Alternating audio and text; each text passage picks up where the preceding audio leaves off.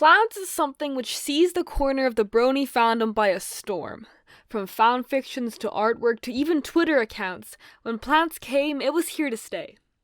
Despite the clear evidence of the ship within the very source material, creator Nevel Yashgi has repeatedly denied the existence of Plance in canon up until BronyCon 2019. The question is, what proof is there of the legitimacy of Plance in Angelswift?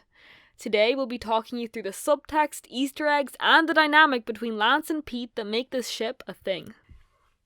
Angelswift is a slice-of-life fanfiction written by Nevel Yashgi featuring Lance Angelswift and his little sister Cherry. The two have to make a new life in Ponyville for themselves after fleeing their abusive household. The sun had just begun to rise and light shined through a few breaks in the clouds.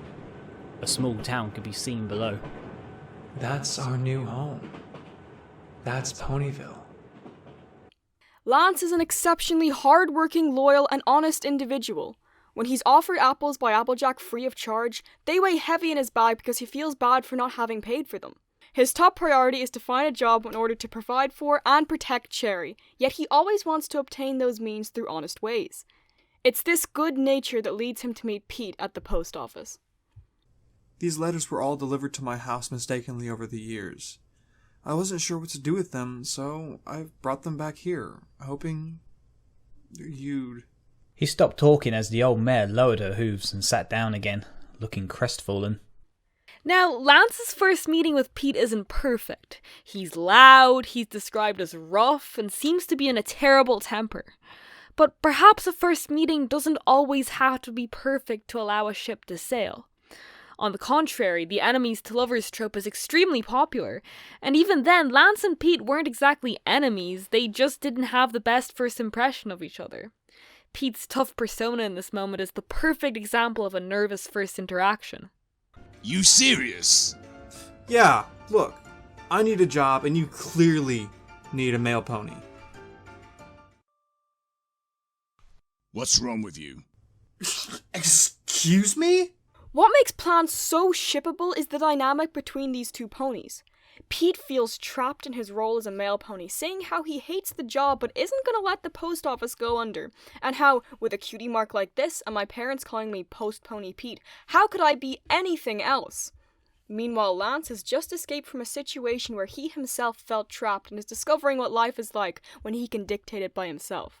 The two have completely different reactions to their situations, with Lance trying to be the best person he can be, while Pete is mostly bitter at the place he ended up in, and with this they can both help each other's situation.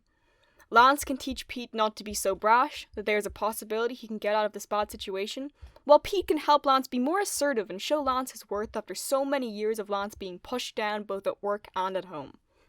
Pete also causes Lance to think about his own dreams and how his life can be filled with more than just one destiny. Both of them can open new lives for each other, and that's pretty brilliant. Lance stared back at his own cutie mark. A shield. Lance believed that it was his destiny to be a Royal Canterlot guard. Since getting his mark, that's all he's dreamed of. But was that his dream? Or was that just what he thought he had to be? Compatibility aside, there's a ton of evidence within the audio drama rendition of Angelswift that points towards Lance and Pete's relationship. In this frame of their first meeting, Pete is shown to be blushing slightly while talking to Lance. After the meeting, Lance is practically glowing. One of the biggest indications that Plance is canon, however, is this frame from Chapter 6. Take a look at the top left of the blackboard, where a chalk heart is clearly seen with Plance written in the centre.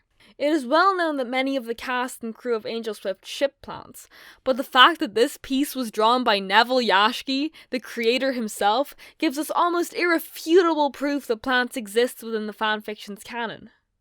Cherry then looked towards her too. She was talking about Plance. At the beginning of Chapter 8, Pete gets Lance to stay behind for extra work, despite not really needing it, as an excuse to spend more time with him. In Chapter 15, Lance told Shining Armor how Pete had inspired him to think differently about his own destiny, and what his cutie mark means. While clues are small and far between, there's clearly a spark between these two ponies, and the fact that Lance turns down the offer to move to Canterlot, keeping him with Pete, speaks wonders for these two ponies' relationship. All in all, Plance is a fantastic ship. There's no other pony that's so perfect for our protagonist, and no other ship from this fic that has made such a spark in this community. With cast, crew, and fans a part of the Plance gang, it's no wonder Nevel finally admitted to the ship being canon at the very end of BronyCon 2019. Happy birthday, Nevel. We know you'll hate this video.